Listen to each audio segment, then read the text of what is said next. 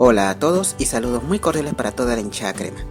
Este jueves 1 de mayo a la 1:15 de la tarde se va a llevar a cabo el partido entre Universidad Nacional San Antonio Abad de Cusco y Universitario de Deportes, correspondiente a la sexta fecha del torneo Apertura de la Liga Femenina Apuesta Total 2025.